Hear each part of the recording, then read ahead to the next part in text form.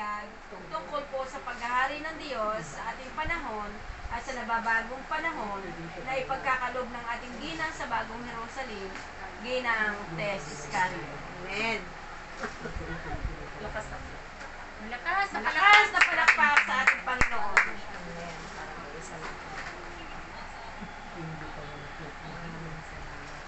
Yahweh. Good morning. Good God is morning. good. All the time. All the time. God is good. Set my spirit free. Yahweh Shaddai. Yahweh Shaddai. Set my spirit free. The will of the Father. Yes, I will. Yes, I will. The will of the Father. Maraming palakpak. Maraming grasya. Salamin eh. Ha? Salamin. Ayun. Talagang maraming salamat Amang Yahweh. Talaga sa hapong ito na pinagpala mo na naman ako. Dahil talagang kailangan maging handa sa lahat ng pagkakataon. Amen. Talagang God is good talaga all the time. Napakabuti ng Diyos dahil nariyan may kagalakan ang bawat isa sa atin.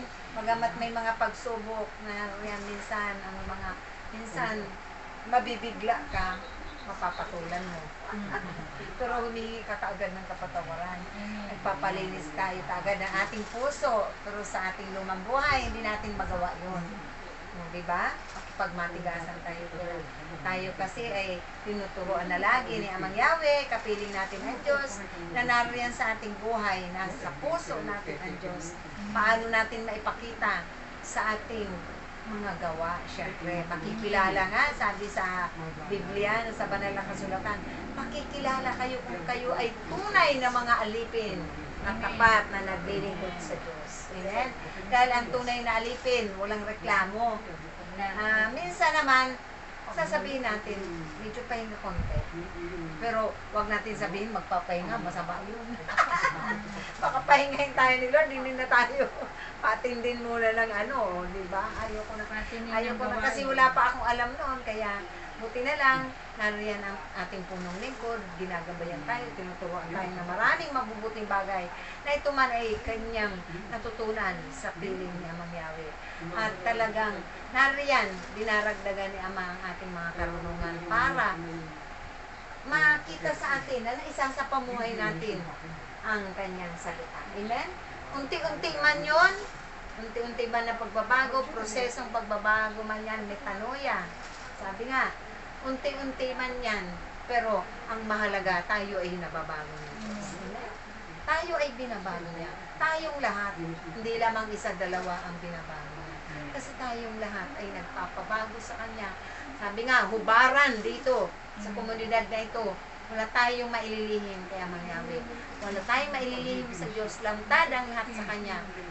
Alam niya ang lahat. Amen? Kaya napakabuti niya dahil tayong lahat sinasanay, tayong lahat ng mga estudyante niya na mag-aaral niya. Sinasanay niya tayo parang madagdagan ang ating mga karunungan. At lalong titibay ang ating pagtitiwala, pananalig at pananampalataya sa Kanya. Amen? Malakas sa palakpak sa ating buhay. Kasi ito ang gusto ni Ama eh. Ito yung kalooban niya. Bakit ba? Marunong pa kayo ito. Bakit ba? Pangungunahan natin ng Diyos. Amen? Ito yung kalooban niya sa atin. Na tayo ay sumunod ng may kababaang loob, puno ng kagalakan, puno ng pag-ibig, walang magreklamo. Dahil marami tayong hinahangad, marami tayong ipinapanalangin na mabagong tao, mailigtas na mga kaluluwang gala, mga kaluluwa sa purgatorio. Lahat yan.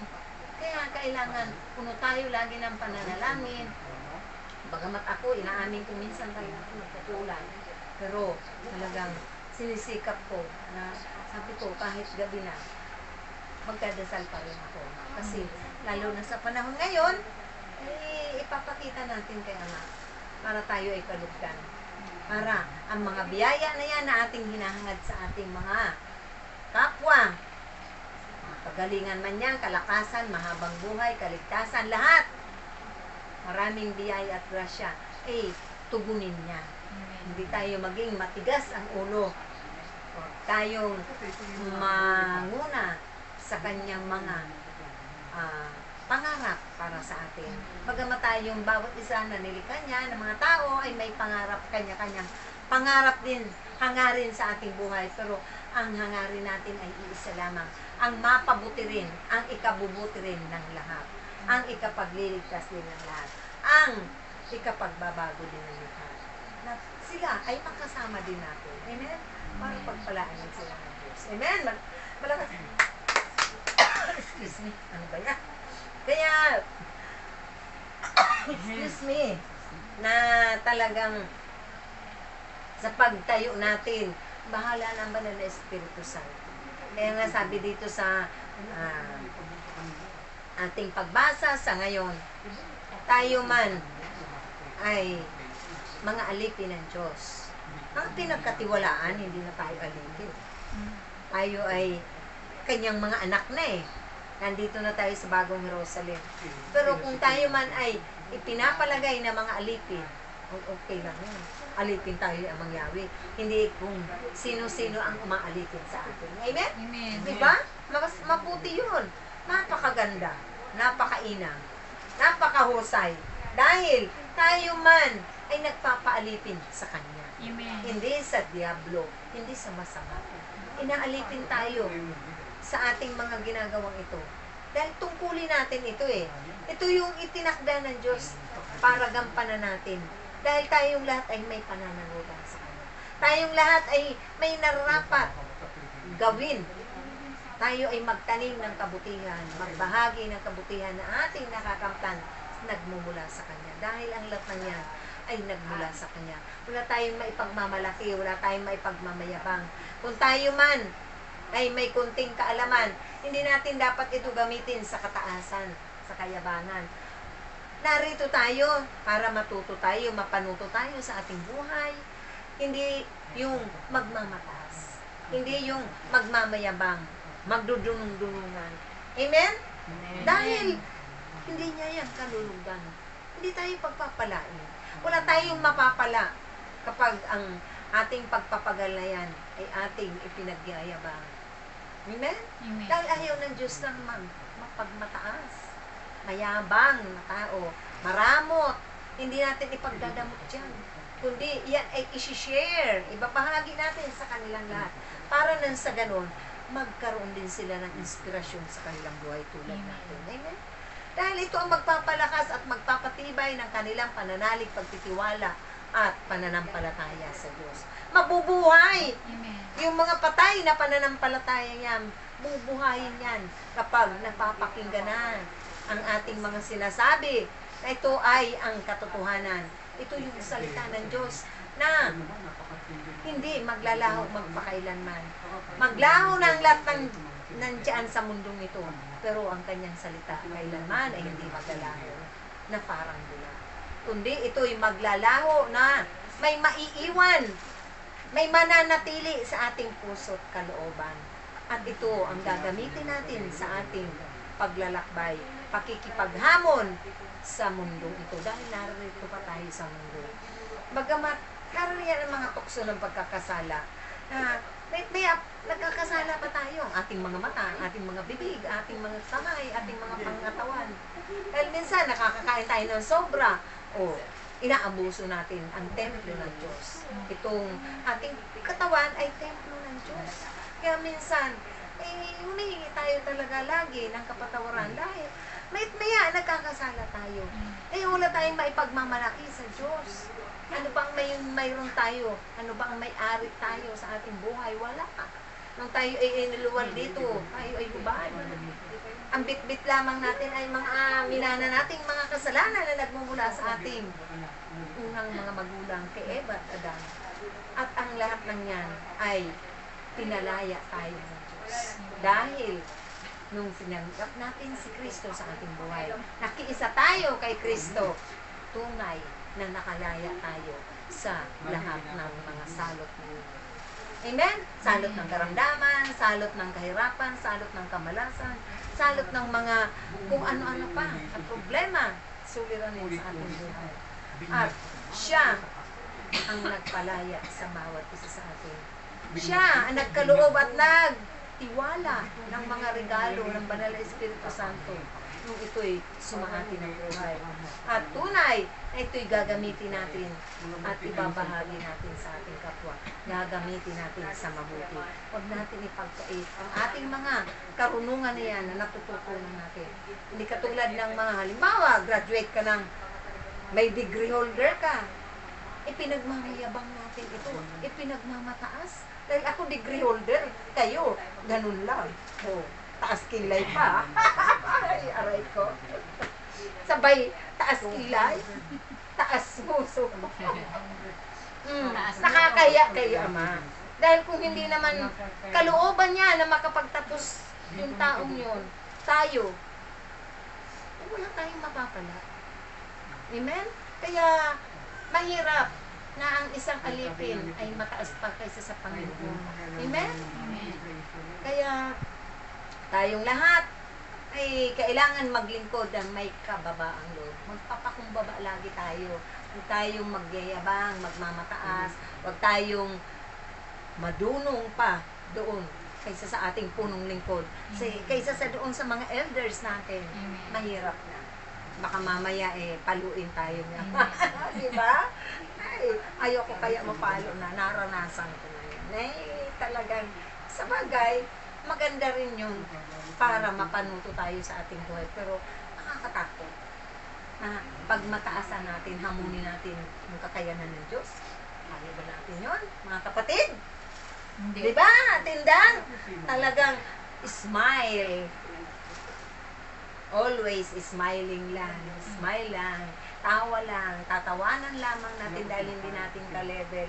Huwag natin papatulan yung ating mga kapwa. Uunawain natin yan. Ipapanalangin sila. Iibigin natin sila. Lalong ipapadama natin ang ating pag-ibig sa kanila. Ipakita nga sa ating mga gawa na tayo nga ay tunay at tapat na mga alipin ng Diyos. Amen! Malakas sa palakpak sa ating Diyos. Kaya, huwag nating katakutan na tayo ay maglingkod sa Diyos. Huwag nating panghihinayangan ang ating mga ginugugol na oras at panahon. Hindi yan masasayang.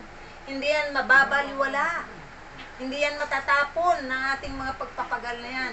Kung tayo ay tunay at sincero at tapat na alipin ng Diyos. Dahil sa ating mga gawa, makikita yan. Sa ating pananalita, sa ating mga pagkilos, doon dapat taglay natin ang mga bunga ng banal na Espiritu Santong mahalaga. Pag-ibig, kababaang loob, pag-uunawa, pagpipigil, pagpapatawad, amen? Talaga, ang lahat ng yan ay magiging tagumpay. Dahil ang tagumpay na yan, ay kasunod na lang yun. Narito tayo hindi sa tagumpay, kundi sa paglilingkod sa ating kapwa dahil sa pamamagitan ng paglilingkod natin ng sincero sa ating kapwa na may kababaang loob, may kagalakan, talaga naman ang biyaya ay dadaloy ng walang humpay. Amen? Padadaluyin niya ni Amang Yahweh. Hindi tayo, nakangiti na lang tayo. Kahit wala namang maraming laman ng ating mga pitaka na yan. Nakakangiti tayo. Kahit ang ating bigasan ay kunti na lang ang laman. Dahil alam nating may darating at papadala ni Amang Yahweh. May gagamitin siya at siya ang magpupuno at magkakaloob ng ating mga pangangailangan sa araw-araw natin pamumuhay. Amen. Isa pamuhay nga natin ang narito na ating mga napapakinggan ng salita ng Diyos dahil siya ang salita at ang katotohanan. Amen? Malakas na palakpak sa ating Diyos sa buhay. Huwag natin panghinawaan na maglingkod. Gawin ang nararapat. Dahil sabi ni Ama, anak, mga anak ko, ito na yung panahon. Napapanahon na magpakapuno kayo ng pananalangin. Gumawa kayo sa aking ubasan. Dahil maraming aanihin, subalit, iilan lang ang magdadapas. Subalit, sabi nga, kailangan maging masunurin tayong alipin ng Diyos. Gawin ang nararapat. Nanaway, laging nagahari yung kanyang paghahari. pagharian niya tayo lagi sa araw-araw nating buhay. Dahil mahirap na kung iba, puot at galit ang maghari. Di ba? Masama ang maghari. Hindi, lahat kagalakan lamang. At tayo ay talagang bibigyan niya ng kalakasan, kagalingan, lahat yan, whole package na yun eh. Di ba? Akunda, lahat ibibigay niya yan, ipagkakalo niya. Pangako niya yun eh, na kung siyawi lamang ang siyan ninyong paglilingkuran at tunay. Dahil kapag tayo nga eh, nagsasalita na sa mga salita na makalangit, tunay na takot na dyan ang demonyo. Ang masamang espiritu, talagang nagsisipag karipas na yan ng takbo. Amen? Dahil nakukuliglig na yan. Palakpakan lamang natin ng palakpakan, magpuri tayo, sumamba kay Amang Yahweh na may paggalang at kababaang loob, puno ng pag-ibig at katapatan, tunay na nakatitiyak ang bawat isa sa atin. Tagumpay ang ating makakamtan. Amen? Hindi tayo magiging luhaan. Hindi tayo magiging malungkot sa ating buhay. Lagi tayong nakangiti. Kahit maraming pinahintulutan na pagsubok siya habang tayo ay naglilingkod, habang tayo ay nakikibata sa mundong ibabaw na ito, tayo ay palagi patuloy na nagtatanim ng kabutihan sa ating kapwa. Dahil kapag tayo ay laging nagtatanim ng kabutihan, aanihin din natin ay kabutihan. Amen? Hindi natin pagsisisihan yan. Mga oras na ginugol natin dito, hindi yan wawala. Dahil nakaiipon na yan doon sa kalangitan. Kahit nag-uumapaw na yung mga buslo natin doon, ang biyaya nag-uumapaw na, eh, okay lang. Sige, mag-ipon tayo na mag-ipon. Dahil ang bawat isa sa atin ay tunay na magsusulit. Harap sa Diyos sa takdang panahon na kanyang itatakda. Amen? Malakas na palakpak sa ating Diyos. Kaya kasarap kaya. Kahit man, sabi nga, ang hirap man ng buhay. Mayroong man. Diba? Pero, nariyan ang Diyos. Lagi nating kasama. Amen. Hindi man siya umaalis. Hindi niya man tayo iniiwan. Tayo lang ng mga tao ang nag-iiwan. Tayo lang mga tao na kanyang nilikaan tumatalikod. Tumitigil, humihinto. Dahil nananawa kaagad.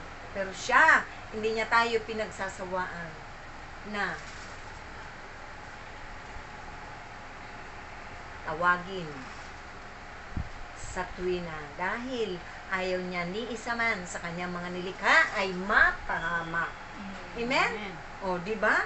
Kaya nga, sabi ko nga, sa mga ganitong edad natin, bagamat padapit hapon nariyan yung kalakasan, nariyan yung kasiglahan. Iba yung masigla at yung matamlay. Kahit minsan, dumarating yung kalungkutan na yan, pero yung mga kapighatian na yan, talagang aaliwin tayo ng Diyos. Amen? Magiging magaan lang ang ating pasanin kapag tayo ay patuloy na nasa piling niya. Dahil ang isang sanga, kapag ito'y nawalay sa puno, tiyak, anong mangyayari? Matutuyo.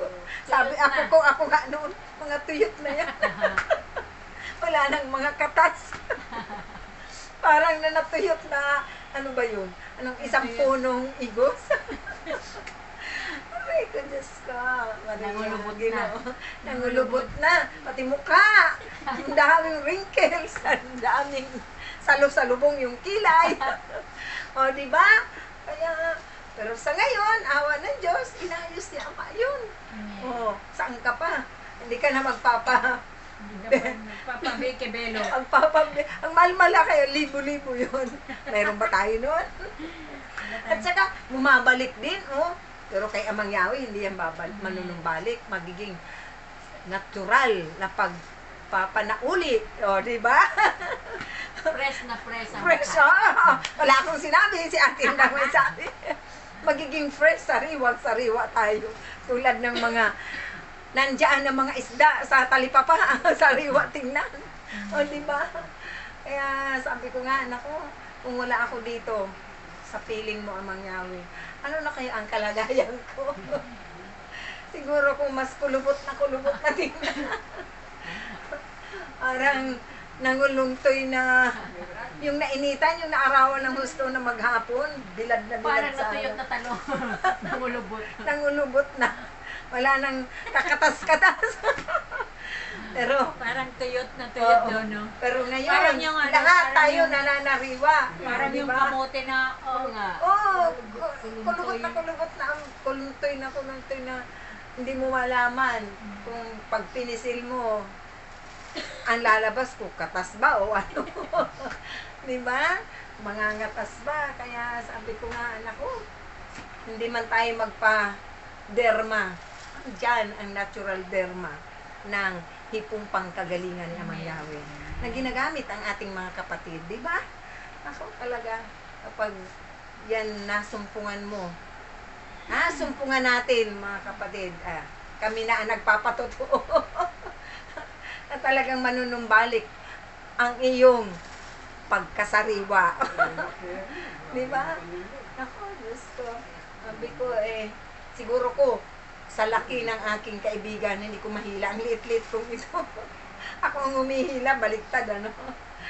Hindi ko mahila-hila yan. Pero, nariyan ang kabutihan ng Diyos. Lagi niya tayo talaga pinagkakaluban ng kalakasan. Nariyan lagi yung kasiglahan ng ating buhay. Kasi, pag wala ka sa gawain, malungkot. Parang kakaiba ang araw mo. Kakaiba ang pakiramdam mo. Pero kapag nariyan, lagi tayo, araw-araw may gawain, talaga ang sigla-sigla mo. Alert na, alive ka eh. Ay, dito tayo nakakapag-recharge eh. Dito tayo nare-recharge si Amang Yahweh. Dito tayo nare-recharge sa Diyos para yung kalakasan na yan, kagalakan, nakakatawa ka kahit marami kang iniintindi. Oh, pagbigay ka saya sa kapwa mo, na ibabahagi mo ang lahat ng karanasan mo sa piling ng Diyos dahil pinapatutunganan natin lamang sa kanila na ito ako, isa na ako sa buhay na nagpapatotoo na ang buti-buti ni Amang Yahweh. Amen? Malakas sa palakpak sa ating Diyos sa buhay. Kaya kung tayo man ay naging alipin ni Amang Yahweh, ay salamat. Isa tayo sa naitalaga niya. Isa tayo sa karamihan, milyon-milyon tao, trilyon na tao sa ating mundo. Pero isa tayo sa napili niya at itinalaga na may gagampanan ng mga tungkulin. Pero hindi niya man tayo hahayaan na hindi siya ang mangunguna sa bawat isa sa atin. Amen? Malakas sa palakpak sa ating Diyos.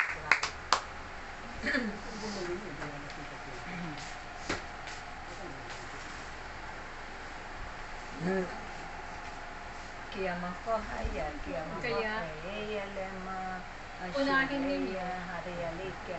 ang pagsunod sa kalooban ng Kiya Diyos. hayale, kiyama ko Sapagkat ito, ang sanhi ng pagtatagumpay ninyo sa inyong mga buhay.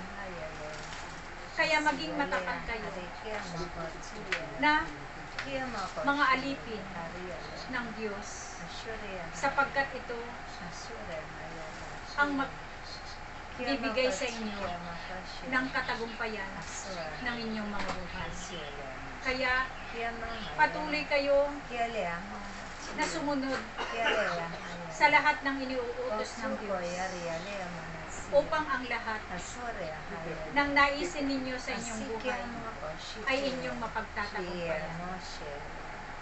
Maraming salamat. Malakas sa palakpak sa ating Diyos sa buhay. Diba? Sabi nga,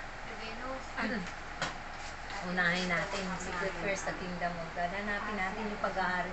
Nang siya ang maghari sa atin. Siyempre, nung una, hindi pa naman natin mga alam yan. Marami tayong bagay na hindi pa alam. Kulang pa ang ating mga kaalaman. Pero habang lumalakad ang panahon, na nananatili tayo dito sa komunidad na ito, na narito ang ating guro, ang ating gabay, tulad ng ating punong lingkod na pinadala niya na tagapag pastol sa atin, sumunod tayo ng patuloy at huwag natin pagsasawaan ang ating mga ginagawa, ang Amen. ating mga gampanin, ang ating mga tungkulin na itinalaga sa atin. Dahil ito yung kalooban niya eh. Amen. Paano natin iiwanan itong mga misyon, mga tungkulin na hinatang niya sa atin? Mahirap. Nanumpa nga tayo, nanako tayo, pasumpa-sumpa. Sa harapan niya. Di ba? Oh, nangako tayo eh. Patulad din niya ng panunumpa natin nung tayo ay ikinasal sa ating mga esposo. Di ba? Oh. Eh, masigit na yung pinanumpa natin sa Kanya ay talagang siya ang Diyos na pinanumpa natin. Mahirap na suwayin natin at hindi natin susundin. Kasi ito ang nararapat natin gawin. Napapanahon na eh. Eh, hindi natin alam ang mangyayari bukas, sa susunod na araw, sa susunod na mga araw pa. Siya lang ang nakakaalam nila. Kaya kailangan siya lagi ang maghari sa atin. At huwag natin iisnabin. Huwag natin pagmamalakihan ang Diyos. Huwag natin sasabihin na kaya ko na ang lahat, alam ko na ang lahat. Ay, aray ko. Aray ko. Mahirap yun. Dahil hindi natin makakayanan ang lahat ng yan kung hindi sa awa at tabag niya, sa tulong niya, sa pangunguna niya. Hindi natin yan magagampanan. Kaya nga humihingi tayo lagi ng gabay sa Kanya, nananalangin tayo. Na Ama, pangunahan mo naman po kami. Ito, hindi ko nauunawaan. O, sa gabay pa rin ng ating tagapagpastol. Siyempre, itatanong natin, hindi tayo, ay, alam ko na kaya yun. Ay, yabang naman ito. Tayo may pagmamayabang sa Diyos. Kaya, kung ano ang kakayanan natin sa abot ng ating makakaya, alam naman ni Lord yan. Alam naman ni Amang Yahweh yan. Pagsumikapan natin, mga kapatid, dahil wala namang mawawala sa atin. Bagkos, magkakaroon pa nga tayo ng biyaya at pagpapala. Amen? Amen. Dahil sa ating pagsunod. Kaya maging tapat lamang tayo na tagapagsunod niya, tagapaglingkod niya, tagasunod niya, gawin ang nararapat, at tunay na kailanman hindi tayo mabibigo. Hindi tayo mawawalan. Magkos madaragdagan pa ang biyaya at pagpapala. Tungo sa ganap na buhay na kasiyasya doon sa buhay na walang hanggan. Patungo sa kaharian niya. Amen? Amen. Malakas na palakpak sa ating Diyos sa buhay. Hindi naman tayo pahihindihan ni Ama eh. Nariyan ang Diyos na mahabagin, maawain. Siya ang unang umibig sa atin eh. Hindi naman tayo unang umibig eh. Di ba po? Oh. Kaya, wag natin alalahanin yung mga bagay na yan. Siya rin ang mag-aayos. Siya ang Diyos ng kaayusan. Siya ang Diyos na makatarungan sa lahat. Eh, bahala si Amang Yahweh. Lahat yan, ibigay natin sa Kanya. Ama, problema mo po ito, Amang Yahweh. Hindi ko po ito problema. Ayoko naman problema eh. Gusto ko maging magalak na lang ako, maging masaya. Di ba? Sister Katie? Wala ka sa palakpak. Happy lang. Amen? Happy, tumawa siya, di ba? Happy lang. Kaya, ang sarap-sarap talaga na nagsasama-sama tayo, nagtutulungan, nag-uunawaan, nagpapatawaran, nagmamahalan talaga. Dahil sabi nga ni Ama, magpanalanginan ang bawat isa, magmahalan, mag-unawaan, maging mababa ang bawat isa sa isa't isa. At maging magaan lang ang gagampanan natin yan. Dahil hindi naman isa lahat ang gagampan yan. Lahat tayo. Bagamat may kanya-kanya tayong tungkulin, pero magtutulungan tayo. Nagmamalasakitan sa isa't isa. Kaya, sa pagsunod, hindi man ganun kadali, pero makakayanan natin yan sa tulong at awa at habag ng Diyos. Ama ni Yahweh. So, yun lamang po, gandang hapon sa ating lahat at mabiyayang hapon. Amen.